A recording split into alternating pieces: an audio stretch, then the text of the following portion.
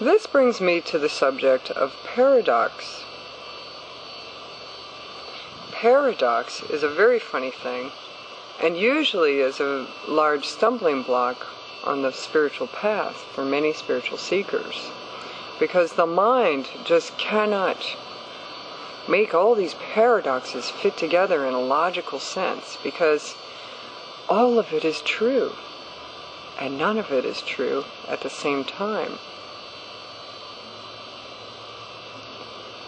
All points of view are valid. This person's truth over here is true. That person's truth over there is true. This person's truth is true. It's all true. And yet, there's contradictions everywhere.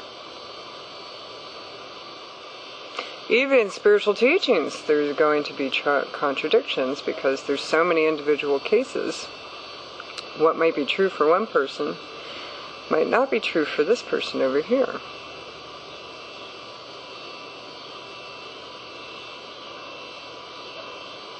So learn to accept paradox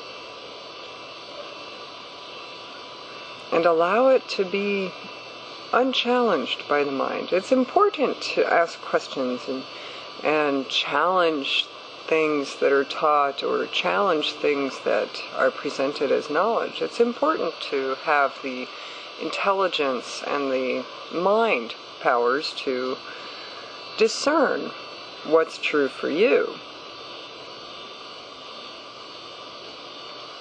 But if you find yourself all tripped up on all of these different contradictions that you're going to find everywhere, in everything people teach and all the books, one book says do it this way, another one says do it that way.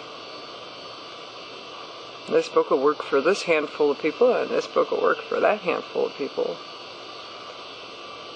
Let it be okay that there are all these contradictions and paradoxes in the universe.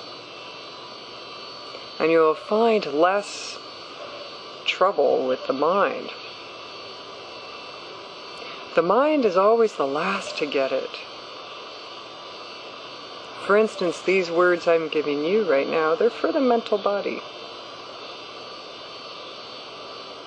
But really what's being transmitted to you has nothing to do with these words.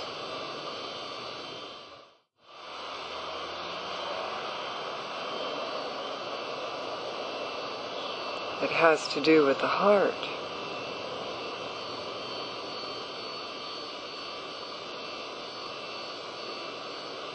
Your heart is far wiser than the mind.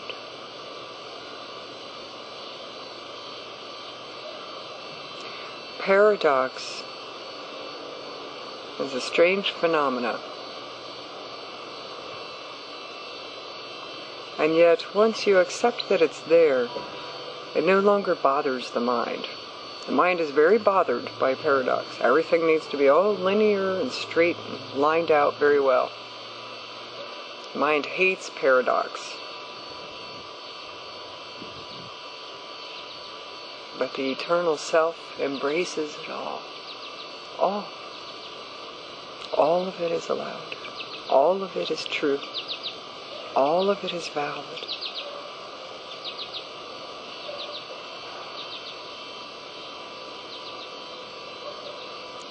When you say black and someone else says white, both are true.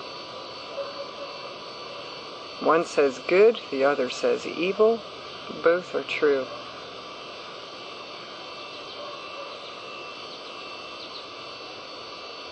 So let go of this need to find the truth, so to speak, because the truth, in a way, keeps changing. There's one truth that remains the same and really is the truth, and that is consciousness is here, everywhere, in every perspective. That's true. Everything else is open to interpretation as to whether it's true or not true. So if you have to absorb some truth and say this is true, then I would say Just look at consciousness and accept that as true. That's the only thing that isn't an illusion. Everything else that appears and disappears is illusion. Thoughts, concepts, words, events, places, people, things, planets, it's all illusion. It appears and disappears. If it has a beginning, it has an end. This is illusion, the Mahalila, the grand dance, the great drama.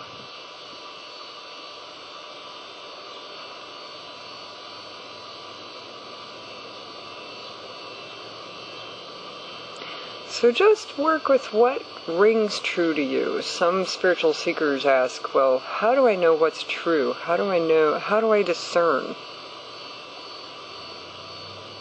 what I should follow? And I would always say, look to the heart, not the mind, for truth, for the signature of truth. There's a signature energy. When you know something is true, you feel it in your heart.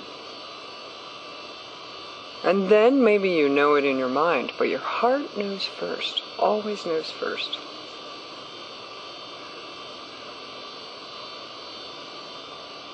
So use your heart as your steering mechanism when you're looking for truth. And do not listen to the mind, because it doesn't know the truth. It may think it knows the truth, but what it thinks is truth usually changes as soon as awareness changes.